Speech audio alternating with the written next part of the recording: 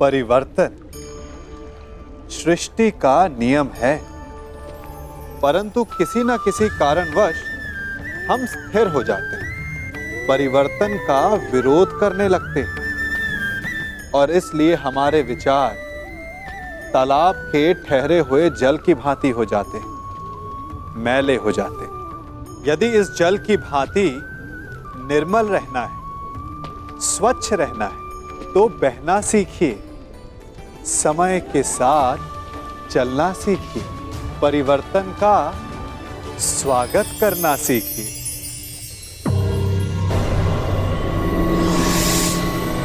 बधाई हो मेरे होने वाले सम्राट। आज से इंद्रप्रस्थ तुम्हारा।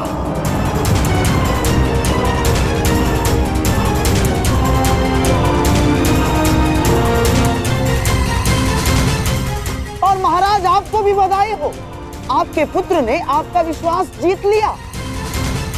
और बधाई हो महामहिम आपको भी कि आपका हस्तिनापुर गर्व सहित फिर से आपकी सुरक्षा में है।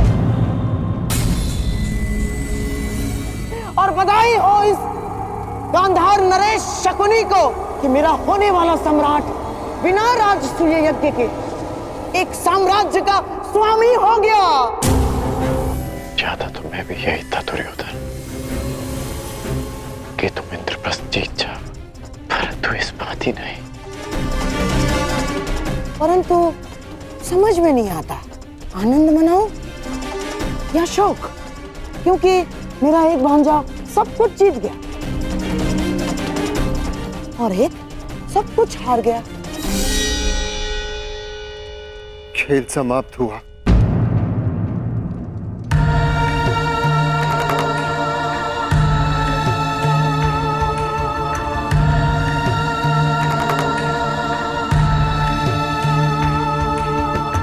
इंद्रप्रस्थ की बधाई अनुज दुर्योधन।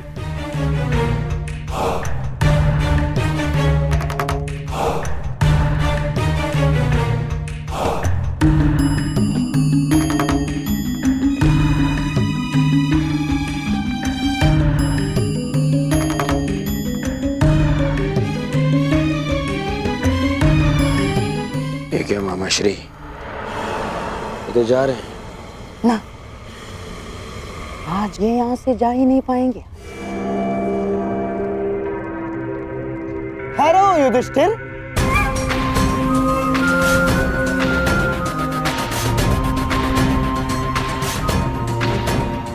माना कि मैं मेरे दुर्योधन की विजय से बड़ा प्रसन्न हूं, परंतु तुम सभी तो मेरी बहन कुंती के पुत्र हो, सम्राट बनकर आए थे और भिक्षुक बनकर जा रहे हो। युधिष्ठिर, मुझे बहुत दुख हो रहा है।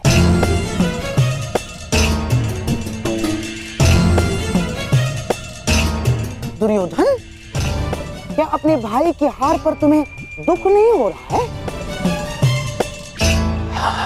हाँ मामा श्री, मुझे अपने भाइयों का यूं चले जाना मुझे सहन नहीं हो रहा है मामा श्री। सोचता हूं इन्हें इनका सारा साम्राज्य दान में लौटा दूं।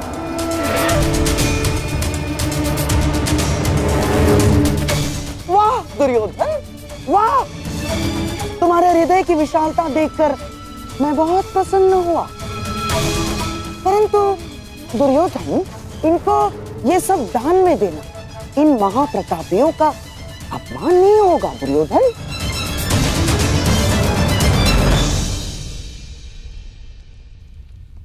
हाँ मामा श्री। हाँ। तो क्या किया जाए? हाँ, आज इन्हें मैं एक अवसर और दे देता हूं। एक अवसर और? मैं बहुत प्रसन्न हुआ कि तुम हारे हुए प्रतिद्वंद्वी को एक और अवसर देना चाहते हो।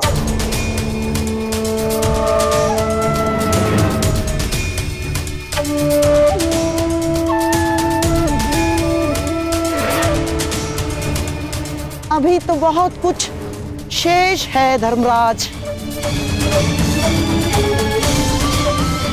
तो क्यों ना एक एक दांव और खेला जाए,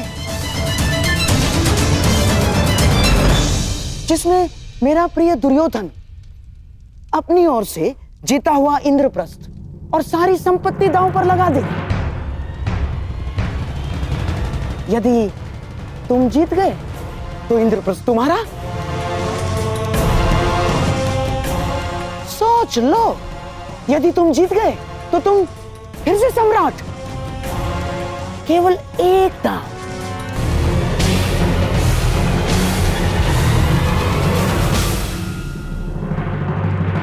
परंतु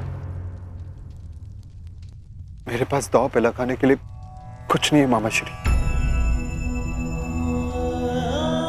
मेरे अधिकार में अब कोई संपत्ति नहीं।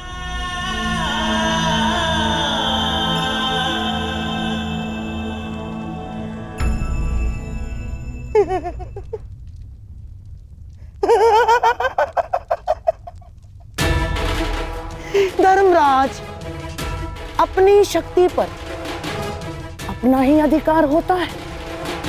सोचो, वो कौन सी शक्ति थी जिसके बल पर तुमने गुरुद्रोण को गुरु दक्षिणा दी?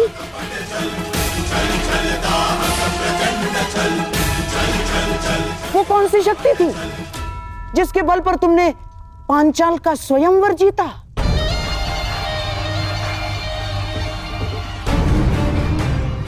और वो कौन सी शक्ति थी जिससे जरासंध जैसे महाबली का संहार किया?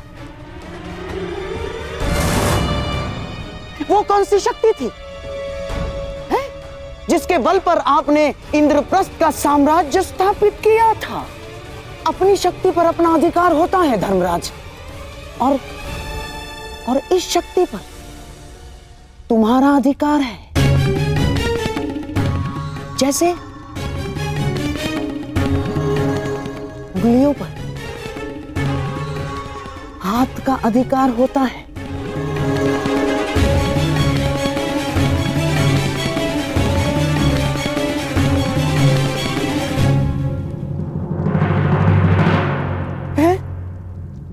तो बोलिए।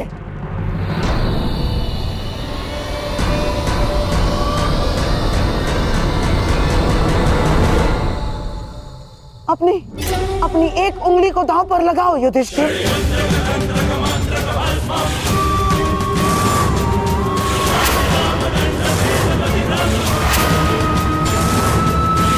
और जीत जाओ।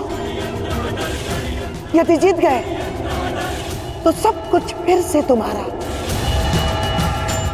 तो बोलो धर्मराज, अपनी किस उंगली को दांव पर लगाओगे?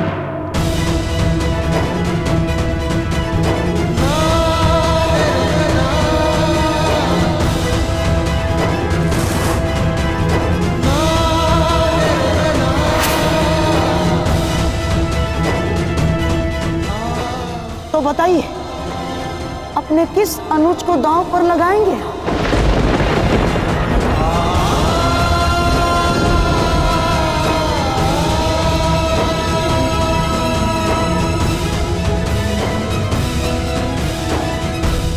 क्या संभव है?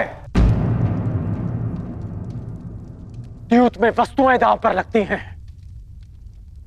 मनुष्य नहीं। हर खेल में मनुष्य ही दांव पर होता है अंगराज। युद्ध में उसके प्राण, स्वयंवर में उसका अभिमान और प्रेम में उसका अस्तित्व। बस करिए गंधा नरेश। कुतर्कों से सत्य को झुठलाया नहीं जा सकता। महाराज, इसे रोकिए। यह अनीति है। यह खेल अब खेल की सीमा पार कर चुका है। पितामह, यह खेल सीमा तभी पार कर चुका था जब मैंने हस्तिनापुर को और युधिष्ठिर ने इंद्रप्रस्थ को दांव पे लगा दिया था।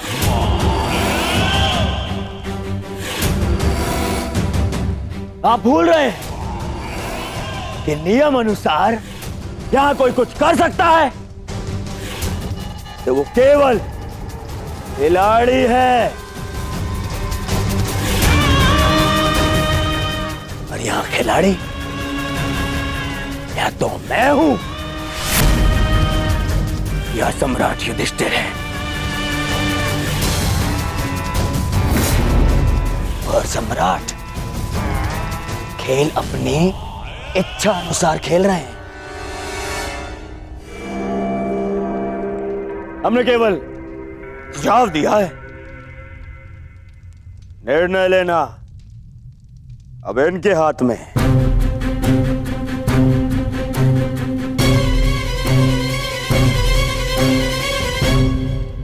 यहाँ अधिकार का प्रश्न कहां उठता है महाराज? माता पिता का अवश्य संतान पर अधिकार हो सकता है, परंतु भाई का भाई पर नहीं। अंगराज का तर्क नीति सम्मत है। भाई पर भाई का कोई अधिकार नहीं होता।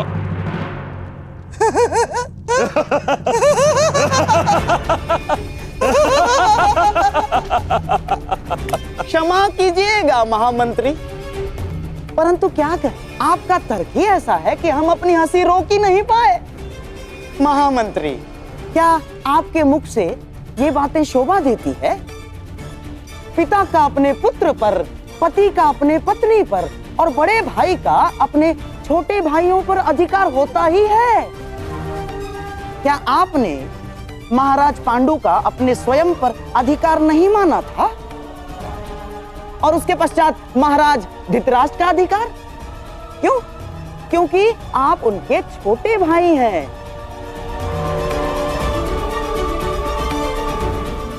और हाँ, महामहिम, क्या आपने अपने पिता के मृत्यु के पश्चात अपने छोटे भाइयों का पिता के भांति पालन नहीं किया? क्या उनके लिए काशी की कन्याएं हर कर नहीं लाए थे आप? अधिकार नहीं होता।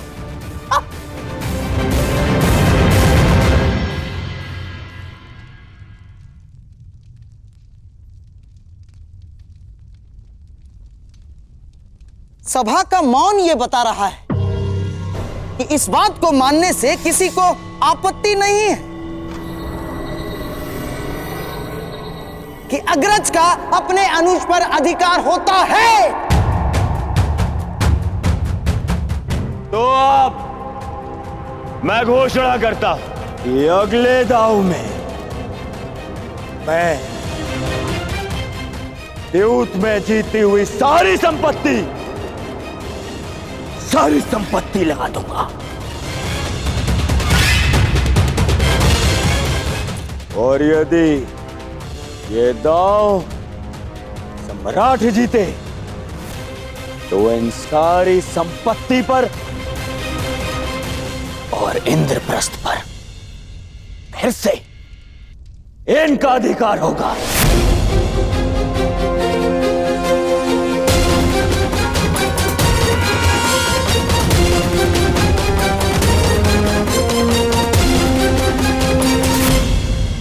महारानी, क्या सूचना है? महाराज इंद्रप्रस्थ हार चुके हैं।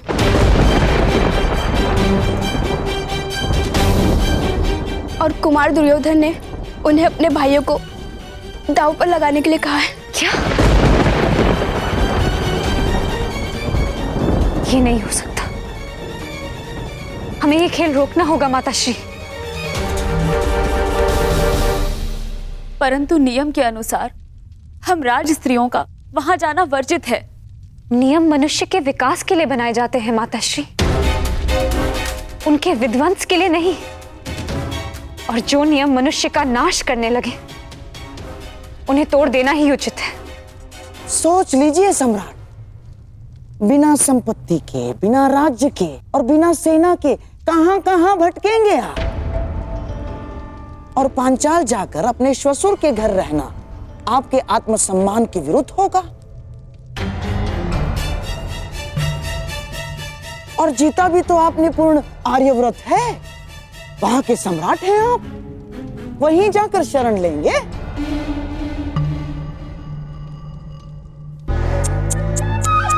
ना सम्राट ना, और साम्राज्ञी को क्या भिक्षुका बनाकर रखेंगे आप?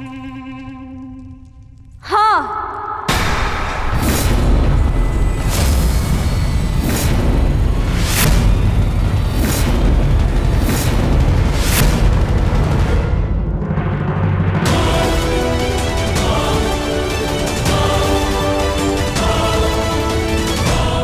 सम्राज्ञी द्रौपदी को भिक्षुका बनकर जीना स्वीकार,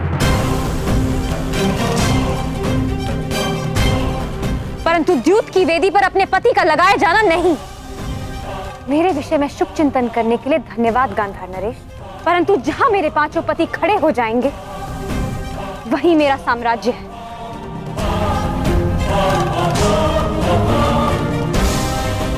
मैं प्रत्येक परिस्थिति में उनके साथ संतुष्ट रहूंगी और अब आप भी इंद्रप्रस्थ लेकर संतोष से रहिए।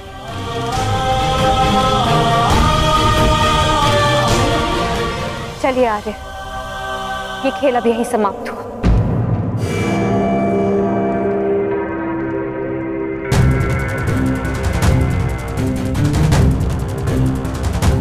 इंद्रप्रस्थ का स्वामित्व पाने की बधाई अनुज दुर्योधन।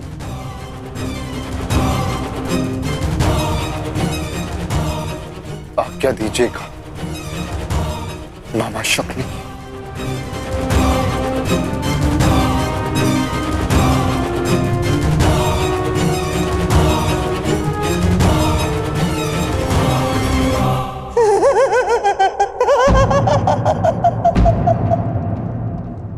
अब किसी और से आज्ञा लेने की क्या आवश्यकता है युधिष्ठिर?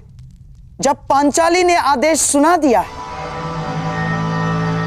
महापुरुषों ने ठीक ही कहा है, स्त्री के समक्ष तो देवताओं की भी नहीं चलती और हमारे धर्मराज तो मनुष्य ठहरे।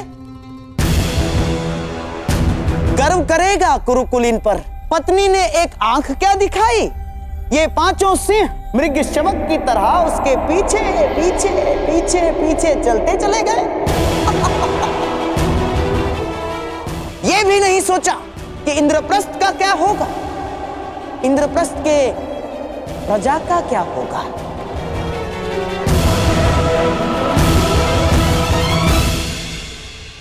एक अवसर युधिष्ठिर, केवल एक अवसर संभव है कि अपना राज्य प्राप्त कर लो और अपने प्रजा के मन का सम्मान भी।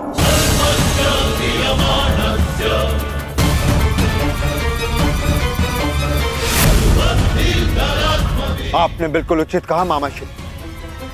यदि मैं यूं ही चला गया तो मेरी प्रजा अपने सम्राट को कभी क्षमा नहीं करेगी। हाँ।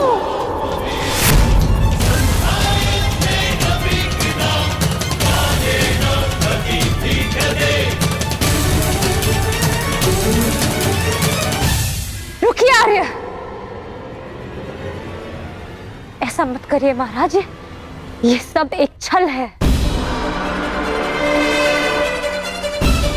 एक राजा अपनी प्रजा का उत्तरदायी होता है महारानी। आप भूल कर रहे हैं सम्राट, बहुत बड़ा अनर्थ हो जाएगा। भ्राता युधिष्ठिर, आपकी भार्या ये भूल रही है, यहाँ इस सभा में राजस्त्रियों का आना वर्जित है।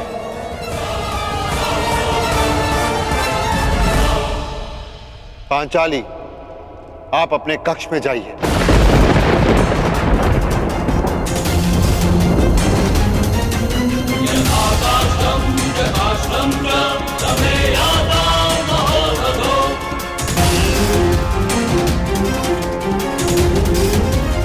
पांचाली, समझ नहीं आता कि इन स्त्रियों को नियम समझने में इतना समय क्यों लगता है? क्योंकि ये नियम मनुष्यों की मूर्खता से बनते हैं, उनके झूठे दंभ को सहारा देने के लिए।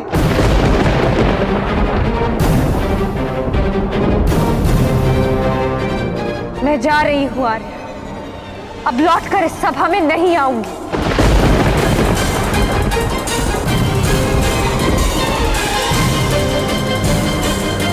जाओ पांचाली जाओ, परंतु तुम्हें शीघ्र ही इस सभा में आना होगा।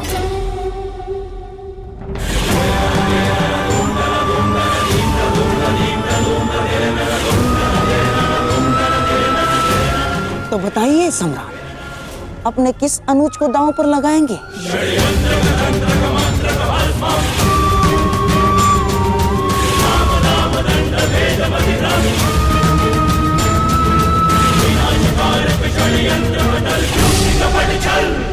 मैं अपने आप को दांव पर लगाऊंगा।